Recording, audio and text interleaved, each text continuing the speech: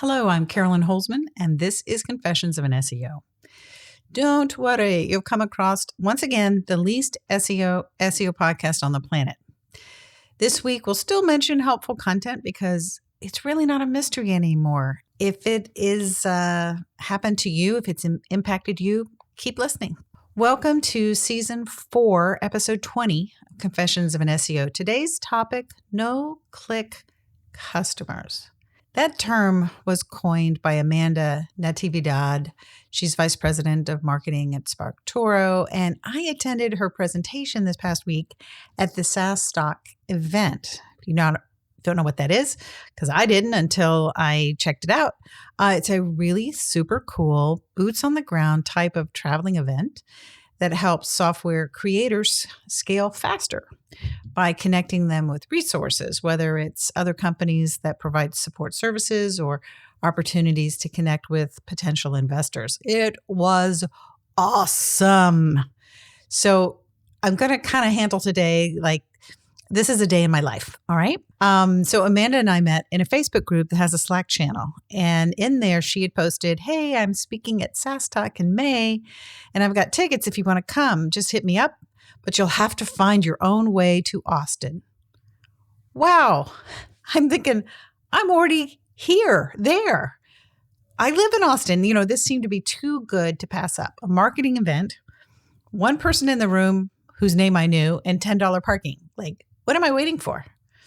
And yet, oh my God, I was so nervous. I haven't been to an event in over a year, and sort of like leaving my research and consulting cocoon, I found was kind of easier said than done. But I'm happy to report I just worked all my way through that. And boy, am I glad I did. I went to several presentations. They were scattered over the convention floor, things covering topics like positioning, sales, AI, email marketing. It was delightful. The ideas were exploding in my head. And what was really great, I have to say, Amanda looks just like her picture, so it was super easy to find her near the stage. Made my introductions, took my seat. And then I started thinking about her topic. No-click customers kind of sounds like an oxymoron. Now, there are longtime listeners of Confessions may know this, but I spent close to 18 months poring over the technology of what at the time we kind of called voice SEO, kind of like instead of SEO, it's like VSSO. No, it's not Vermont Symphony Orchestra. It was voice search optimization. Now, this included looking at things like voice assistants, conversation designers, talking websites, Amazon skills, and Google Actions, and how they might be used by a traditional business. All very technical, but within reach. In fact, this very podcast was my first Amazon skill. And if you know anything about me, you know I am one curious marketer. But each path I went down, I eventually hit the same damn wall. You know how you keep running all possible outcomes? Well, every time I did that, I hit eventually on the same non-starter. Like, there's no crying in baseball. There are no clicks in voice search. So clicks are the ultimate test. You know, was I successful in guiding you to take action to where you click the button? That would be a yes. But if you don't click the button and you go away, that's a no. And as marketers, we want yeses. There's literally no way to, through the technology, tie an ROI to these skills or actions for the average business. Oh, sure. If you had paid audio on one of them, clicking to subscribe and pay, yeah, that is a way to do it. Other than the novelty of it, why would a business owner say yes to anything regarding voice without an ROI to at least know whether or not they made back what they spent, or that they would know this is where the business is coming from so they can make an informed choice on whether or not to increase what they spent on it? In my experience, until I listened to Amanda, voice was like the ultimate no-click customer, as in dead end, right? Now, I'm sharing my story. I'm not saying that AI hasn't been a game changer on this. I'm just saying these are my thoughts before Amanda's presentation. When she got up there and started talking, I realized this was a presentation after my own heart. There was data and testing, and she did it so skillfully. I recognized it for what it was. It was kind of like a spoonful of sugar. Like it just kind of went down. I think the entire audience totally followed her all the way through. So they were asking questions like, where are people online? None of us except SEOs hang out and search all day long, right? So the answer was social and news sites. Then she was looking at Google Analytics, GA4, and she was like, why does it feel like Google's hiding referral traffic from social sites? I guess, instead of marking it as what we would think it as, which would be referral traffic to our sites, they slide it in under branded direct traffic. Now, my first mental question was, how do they know that's what Google does? And she pulled up a chart to show all the sites that they had tested putting a link in a post and then observing the analytics. And I would suspect server logs to confirm they were looking at the same visit. And then like 2 days later, looking for which bucket Google Analytics had put it in. That was one nice share, I have to say. And I'm sure it was a full team effort, but when you love the testing approach, like I do, that was a cool move. It's not that they're zero-click customers. It's that you can't assume that if what we do doesn't have its own slot in analytics to satisfy our desire for a straight line from action to effort. Let me rephrase that. We want to see a direct line when we post something and we give a link in there that we can tie a line from them clicking that link to seeing something in analytics that ties that click came from that post, right? We want to see a straight line from action to the effect. But apparently, and if you're an SEO, this is true, you can't always do that. And that doesn't always mean that whatever you're doing isn't worth it just because you can't see that straight line. You might be thinking the takeaway here is, okay, so it's still a click, but one that you can't attribute to the post. Got it. And here's where I get to say, whoa, cowboy, here's what she really meant about no-click customers. She writes posts in which the message is fully complete and doesn't require a click to get that message across. What? Okay. We know that there's a lot of social site algorithms that they extend the reach of posts that do not have a link that could potentially take their customer off their social site. That makes sense, right? So the way we've adjusted to it as marketers is posting a link in the first comment. But what Amanda did, she went with a very radical idea. What if we just deliver value with the post? Period. And not make the click so weighted as much as the idea that these potential customers will start attaching that delivery of value to the brand that posted that information. Now my brain was on fire. How does Amanda measure this approach?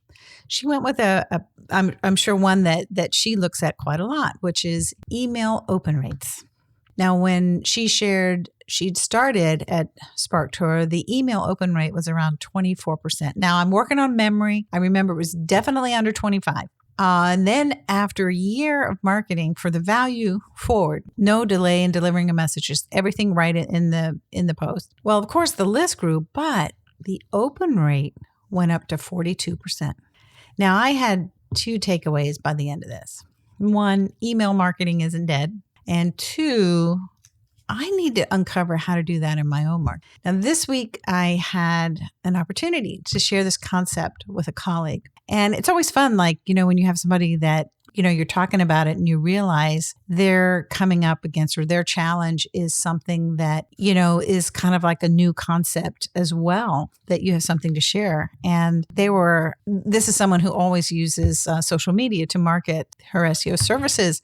And I study her posts. As a matter of fact, she's a genius in choosing what I think is the perfect image to complement the message. As we were talking about it, we kind of said, it's a fine line We, as consumers, just because we're marketers doesn't mean we're not consumers, but we are all bombarded with click tease. So we're so jaded that the idea of wading through another 50 slides of celebrity couples you wouldn't expect are couples and wasting those 10 minutes of your life only to give up because you realize the couple they used on the post was obviously the bait.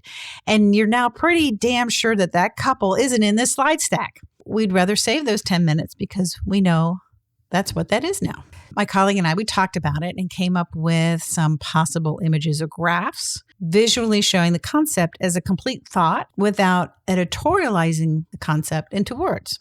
Something that would stimulate curiosity, but not create an open loop in the brain that could be annoying. Plus, she obviously was going to provide a link in the comments, but clicking the link wasn't a requisite part of the message. They could click freely without that feeling of being a trained SEAL to take a peek to see what it was all about. Just to wrap this up, I know it's weird talking about social media when this is supposed to be the struggles in the life of an SEO. This past year and a half, we've seen affiliate sites decimated in search, thanks to no small part to the helpful content system. And just so my message is clear, live by the SERP, die by the SERP. What if, in hindsight, because I'm not sure all of them had it, but what if they had also had an email list or a social media presence? Now, one of the things I'm getting at is traffic diversity. I think as SEOs, we can't only live by the SERP. And if it's our own sites, we likely don't have to do a hard convince ourselves too much. But I think it's a challenge sometimes to convince our clients to expand their marketing plan. And it can be tricky if there's a social media director to consider. But I think in this post-helpful content world, I think it's worth the hassle to build in a little resilience within our own marketing system. If one channel gets wonky, I'm looking at you, Google, and the mess you've made. There are other channels to fall back on.